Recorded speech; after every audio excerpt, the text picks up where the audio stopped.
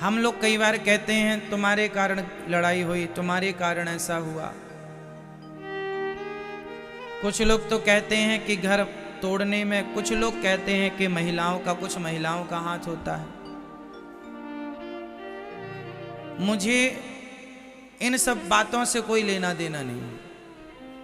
मेरी मान्यता ये है, मेरे अपने जो विचार हैं वो मैं आपको रखता हूं। मेरे हिसाब से ना घर फोड़ने में पुरुष का हाथ है ना स्त्री का हाथ है, सिर्फ आपकी नादानी है। यदि प्रत्येक व्यक्ति पूर्ण रूप से विकसित हो जाए, मीन्स मैच्योर हो जाए, मस्तिष्क का सही वक्त पर विकास हो जाए और आप जिम्मेदारी से अपने परिवार को निभाएं, अपने रिश्तों में जहां है वहां उस कार्य को परफेक्ट करें जिस कार्य के लिए आपको नियुक्त किया गया है। मीन्स आप स्त्री हैं, आप बहू हैं घर की, तो आप बहू बन के रहें। आप सास हैं तो सास की जिम्मेदारी निभाएं। आप पति हैं, पति का कैरेक्टर पूरा करें। आप बेटे हैं, पुत्र हैं, आप पुत्र का कैरेक्टर पूरा कीजिए। भाई फिल्म होती है ना, मूवी, उसमें सबके कैरेक्टर होते हैं। आपको ये करना है, आपको ये डायलॉग बोलना है, आपको ये करना क्यों जिसे ये स्त्री के डायलॉग अलग होते हैं पिक्चरों में, मूवियों में, पुरुषों के अलग, बेटे के अलग। तो सब अपना अपना कैरेक्टर ठीक से कर ले, अपना अपना कार्य परफेक्ट कर ले तो झगड़ा नहीं है। पत्नी अपना काम पूरा करे प्रॉपर, पति अपना प्रॉपर करे, सास अपना करे, ससुर अपना, बेटे अपने। अच्छा है। जीवन में परेशानियां तब होती हैं जब आदमी अपना काम परफेक्ट ठीक से नहीं करता। अब पत्नियां बहुत सारी ऐसी हैं जो अपना काम ठीक से नहीं करती, पति कुछ ऐसे हैं जो अपना काम ठीक से नहीं करते। यदि हर बेटा अपना काम ठीक से करता तो वृद्धाश्रम बनाने की क्या जरूरत थी। हर बेटा अपना काम परफेक्ट ठीक से करे, जिम्मेदारी से करे कि ये मेरी माँ नहीं भगवान है। भाई आप मत, भगवान को नहीं मानते मत मानो, मंदिर नहीं जाते मत जाओ, पर माँ को तो सम्मान दो, माँ का तो आदर करो, उनकी तो इज्जत करो। मतलब बेटा अच्छा बेटा नहीं है वो जो अपनी माँ को वृद्धाश्रम भेज रहा है, मतलब वो अपना काम नहीं कर रहा बेटे वाला। काश अपना काम प्रॉपर करता तो क्या जरूरत थी। पति अपना काम प्रॉपर नहीं करता, अपनी पत्नी से मन नहीं लगाता, प्रेम पत्नी पड़ोसन को ताक झांक करता है। अरे प्रॉपर अपनी पत्नी को संभालो, अपनी पत्नी में मन लगाओ, पड़ोसन को क्यों झांकना। तो आज प्रॉपर, अब जैसे बच्चों से कहा जाता है पढ़ो, अब वो बस पढ़ते नहीं है, बाकी सब करते हैं। मोबाइल चलवा लो, खिलवा लो, पंचायत करवा लो, मूवी दिखवा लो, सीरियल दिखवा लो, बाकी सब में दिमाग चल रहा है, बस पढ़ने को ना कहो। मतलब जो आदमी को जो काम आप देंगे बस वो काम नहीं करेगा, बाकी सब करेगा। इसलिए हमारा जो देश है ना, अमेरिका इत्यादि से 100 साल पीछे, हाँ या ना। क्योंकि हमारे यहाँ आप एक काम करो, आप अपने घर में किसी आदमी को रखो काम पर कि तुम्हें ये काम करना है, 2-4 दिन तो करेगा, फिर बताना पड़ेगा भाई ये काम के लिए रखा है। कब तक बताओगे? जिस दिन आप भूल जाओगे वो काम नहीं होगा, वो काम वैसा नहीं करेगा जैसा आप चाहते हैं, जबकि आपने बताया, सिखाया, पढ़ाया नहीं, उसको अपने ढंग से करना। हमारे देश में प्रॉब्लम ये है कि कोई भी, चाहे रिश्तों का ले लो, बिजनेस का ले लो, व्यापार का ले लो, मतलब आप जिस फील्ड में हैं, जहां है आदमी, जहां है वहां प्रॉपर नहीं, उस काम को ठीक से नहीं कर रहा। अब झाड़ू लगाने वाला, जब झाड़ू तुमने लगाई, तुम्हारा ही काम है झाड़ू लगाना, तो फिर कचरा क्यों फैला है? फिर ये कचरा फैला है, ये जिम्मेदारी किसकी है? नगर पालिका है। जब नगर पालिका है, तुम कम पैसे लेते हो, टैक्स लेते हो, तो फिर कचरा क्यों है? कचरा क्यों है? व्यवस्थाएं बिगड़ी क्यों है? मतलब ना नगर पालिका प्रॉपर अपना काम कर रही है, ना गवर्नमेंट अपना काम प्रॉपर कर रही है, ना आम व्यक्ति अपना काम प्रॉपर कर रहा है। मतलब जो जहाँ है, बस जिस काम के लिए आपको नियुक्त किया है बस आप वो नहीं करेंगे, बाकी सब करेंगे। यही हमारे देश का माइनस पॉइंट है। ये हमारे लोग यदि सुधार लें कि आप जिस काम के लिए हैं आप बस वो काम कीजिए, यहां वहां से मन हटाओ। यदि आप एक काम के स्पेशलिस्ट हैं, जैसे आप एडवोकेट हैं, तो भाई आप अपना कानून पे ध्यान दो, अपने काम पे ध्यान दो, सुई लगाने ना जाओ किसी को। कल भी हमने बताया था ये काम डॉक्टर का है, डॉक्टर अपना काम करेगा, एडवोकेट तो सुई नहीं लगाएगा ना। आप बीमार पड़ते हैं तो एडवोकेट के पास जाते हैं, डॉक्टर के पास। तो जिसका जो काम है सब डिपार्टमेंट बटा हुआ, ये इसका, ये इसका, इसका। पर कुछ डॉक्टर ऐसे होते हैं, कुछ डॉक्टर ऑपरेशन करते हैं, कैंची पेट के अंदर छोड़ के टांके लगा दिए, अब फिर फाड़ो पेट, फिर कैंची निकालो। होता है ऐसा कि नहीं? रुई छोड़ दिया है ना। एक बार तो बच्चा जिंदा था और डॉक्टर ने कह दिया ये मर गया। जब ले जाने लगे उसे शमशान तो उसमें कुछ एक्टिविटी दिखाई पड़ी, हिलता डुलता, अरे तो जिंदा है, वापस लाए। ऐसे तो प्रॉपर डॉक्टर नहीं है। मतलब जो आदमी जिसका स्पेशलिस्ट है बस उसी का स्पेशलिस्ट नहीं है, बाकी सब जानता है। प्रॉब्लम ये है, घर बिगाड़ने में, व्यापार बिगाड़ने में, देश बिगाड़ने में, गांव बिगाड़ने में किसका हाथ है? गैर जिम्मेदार लोगों का, जो अपने स्थान पर रह के अपने काम को प्रॉपर तरीके से नहीं करते। काश हमारे देश में प्रत्येक व्यक्ति जिम्मेदार होता। क्यों? आप, मुझे लगता है, मैं फील करता हूं हमारे देश में कुछ लोग ऐसे हैं जो बहुत जिम्मेदारी से अपना काम करते हैं। ऐसा नहीं है कि नहीं है, पर कुछ लोग हैं जो जिम्मेदारी नहीं समझते। अब जैसे गैर जिम्मेदारी देखिए, हमारे देश में बस चलती है, सड़क में बस चलाने वाला जो ड्राइवर होता, अभी आपने कुछ सुना कि एक बस खाई में गिर गई, 24 यात्री मारे गए, एक बस वहां गिर गई, इतने लोग। अब ये जो ड्राइवर था उसे कितना जिम्मेदार होना चाहिए था कि मेरे हाथ में 20 सवारी है, 50 सवारी है, तो उनकी जिंदगी के साथ में खिलवाड़ ना करूं। कितना जिम्मेदार होना चाहिए था उस ड्राइवर को, जिसकी बस में 20 यात्री हैं या 40 हैं या 50 लोग बैठे हैं।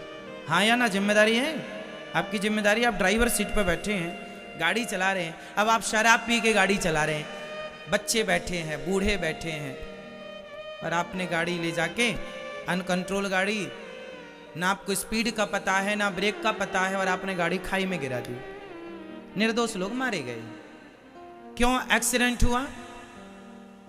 किसकी गलती है? भाई जो आदमी जिस काम के लिए बिठाया गया है, ड्राइवर तुम्हें बिठाया गया है इस काम के लिए कि तुम ये देखो कि कहाँ ब्रेक लगाना है, कहाँ गाड़ी को भगाना है, मीन्स स्पीड देना है। आदमी अपना काम नहीं करता सही तरीके से। स्कूल का हाल देख लो आप, सरकारी स्कूलों का। कुछ टीचर तो जिम्मेदारी से पढ़ाते हैं, पर कुछ टीचर आके सो जाते हैं क्लास में। हाँ या ना? काश हमारे देश में प्रत्येक व्यक्ति क्या होता, जोर से बोल दो, काश हमारे देश में प्रत्येक व्यक्ति क्या होता, जोर से और जोर से। इतने ऐसे में कोई बनेगा ही नहीं, सब बोलेंगे तो बनेगा। कौन कौन क्या बोल रहे हैं आप? काश हमारे देश का प्रत्येक नागरिक जिम्मेदार होता और अपनी अपनी जिम्मेदारी से वो काम करता। जिस काम के लिए आप हैं वो काम कीजिए बस। आप पत्नी हैं, पत्नी का फर्ज पूरा कीजिए। माँ है, माँ का फर्ज क्या है? आजकल की कुछ स्त्रियां अपनी माँ का फर्ज पूरा नहीं करती। बेटे बिगड़ रहे हैं, ये बेटे बिगड़ रहे हैं, इसमें बेटों की कोई गलती नहीं है, गैर जिम्मेदार माँ की गलती। तुम सही माँ का धर्म निभा नहीं रही हो। माँ का धर्म क्या है? माँ का धर्म ये नहीं कि दिन भर व्हाट्सएप चलाओ, दिन भर फेसबुक चलाओ। माँ का धर्म है कि आप अपने बच्चों को संस्कार दें, पढ़ाएं लिखाएं, योग्य बनाएं बेटा बेटियों को, और संस्कार दें। प्रॉपर बच्चों पर नजर रखें, मोबाइल पर वो क्या देख रहे हैं, मोबाइल पर वो क्या सुन रहे हैं, किसके साथ बैठ के क्या बात कर रहे हैं। थोड़ा तो नजर रखो, थोड़ा तो ध्यान रखो बच्चों का। वो ध्यान रखने की जरूरत कब पड़ती है? बेटा 12 साल का हो गया, 15 साल का हो गया, अब प्रॉपर ध्यान रख लो बच्चों। 15 साल के हो गए मतलब अब ये या बन सकते हैं या बिगड़ सकते हैं। ये वही रास्ता है, ये वही समय है बनने का या बिगड़ने का। तो ना माँ अपने काम परफेक्ट कर रही है, प्रॉपर कर रही है। क्यों जी? सही है, जिम्मेदारी नहीं है। अब जैसे हमारे देश के बूढ़ों को ले लो, ये बूढ़े कुछ लोग तो बड़े जिम्मेदार हैं, कुछ गैर जिम्मेदार। जैसे आपने छोटे से बच्चे को गोद में बिठाया और चले गए गांव में, ताश खेल रहे हैं आप, तुम्हारी गोद में तुम्हारा पोता बैठा है और तुम ताश खेल रहे हो, जुआ खेल रहे हो, बच्चे पर क्या प्रभाव पड़ेगा? उसके भविष्य में क्या जहर घोल रहे हो आप? गैर जिम्मेदार बूढ़ा है ये दादा, गैर जिम्मेदार दादाजी, प्रॉपर दादा नहीं है ये, मिलावटी संस्कारहीन दादा हैं ये, जो बच्चों को बिठाकर गोद में ताश खेल रहे हैं। कितना बड़ा खिलवाड़ कर रहे हैं बच्चों के साथ, उनके भविष्य के साथ। प्रॉपर नहीं है कोई। काश होते तुम प्रॉपर दादाजी, जो बच्चों की उंगली पकड़ के मंदिर ले जाते, उन्हें अच्छी अच्छी कहानियां सुनाते। अरे दादा और दादी से ही बच्चों में संस्कार बनते हैं। हमें अपने दादा के साथ बिताया हर पल याद आज भी है। हमने जो दादाजी के साथ अपने पल बिताए हैं, अब तो दादाजी नहीं हैं, बट उनके साथ जो समय हमने व्यतीत किया है, गुजारा है, वो पूरा क्या क्या उन्होंने बताया, वो क्या करते थे, वो हमसे क्या कराते थे, पूरा याद है। वो संस्कार था। अब पता चल रहा है कि वो हमारा एक लड़कपन, जब हमें कुछ ज्ञान नहीं था, तब उन्होंने उंगली पकड़ के कहां पहुंचाया। तो ये जिम्मेदारी है सबकी। गैर जिम्मेदार एक दादी, एक मां अपने बेटे से कहती है, एक पोता अपनी दादी के पास गया और दादी से बोला, दादी तुम टें बोल सकती हो? टें दादी बोली, हाँ बोल सकती हूँ, टें बोल सकती हूँ, क्यों नहीं बोल सकती मैं? पर तुझे किसने कहा? तो बच्चे ने कहा, मां कह रही थी तेरी दादी टें बोल जाएगी तब बहुत सारा पैसा मिलेगा।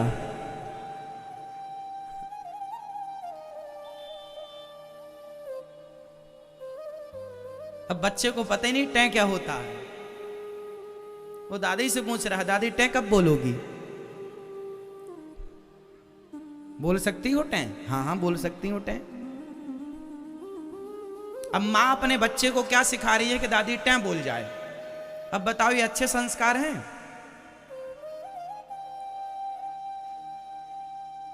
आज समाज में इतना गलत काम हो रहा है।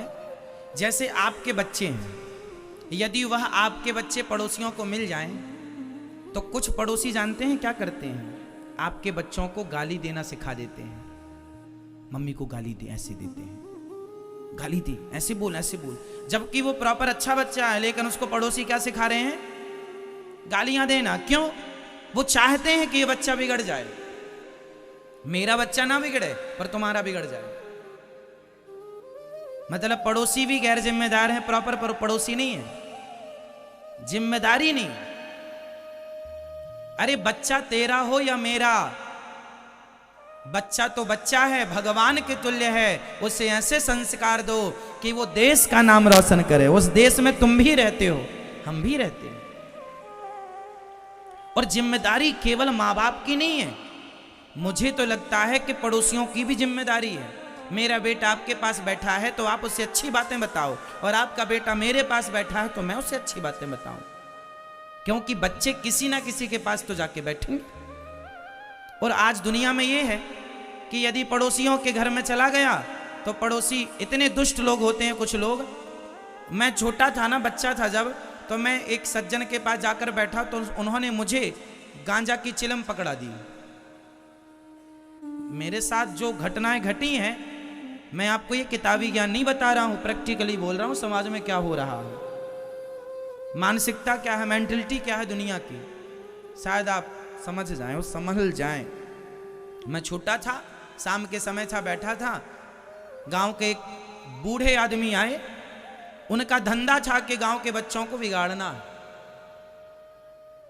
सिर्फ बिगाड़। उन्होंने मुझे चिलम पकड़ाई और एक बिस्किट का पैकेट, पार्ले जी, ये बिस्किट खाओ और ये गांजा पियो। मैंने कहा ये क्या है? बोले पियो, मजा आएगा, फिर बिस्किट देंगे तुम्हें। देखिए हम इतने छोटे थे कि बिस्किट देकर वो हमसे गांजा पिलाने का कार्य करा रहे थे, क्योंकि यदि हमें गांजा पीने की लत लग जाती तो फिर हम घर में चोरी करते, पापा पिताजी के माँ के पैसे निकाल के उसे देते, फिर वो गांजा लाता, फिर वो हमें पिलाता, तो उसका भी काम चलता, हमारा उसको इससे फर्क नहीं पड़ता कि आपके भविष्य के साथ क्या होगा।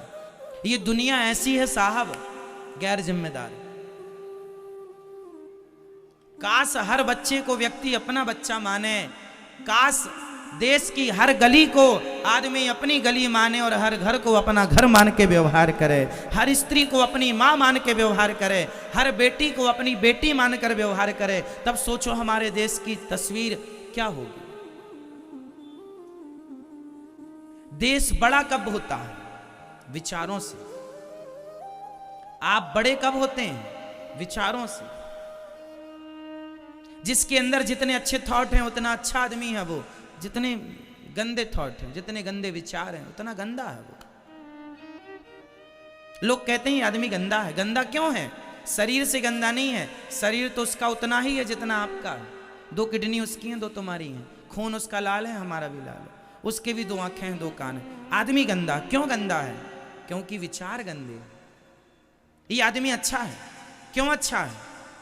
भाई उसके भी वही है हाथ पांव, उसका वजन भी लगभग उतना ही है, विचार अच्छे हैं। इसलिए आप जिस पद पर हैं, आप प्रेजेंट में कितने लोग ऐसे हैं जो किसी ना किसी पद पर स्थापित हैं? बताओ, जो किसी ना किसी पद पर है वो हाथ उठाए। आप किसी पद पर हो मैया? बोलो हाँ या ना। आप किसी पद पर हो?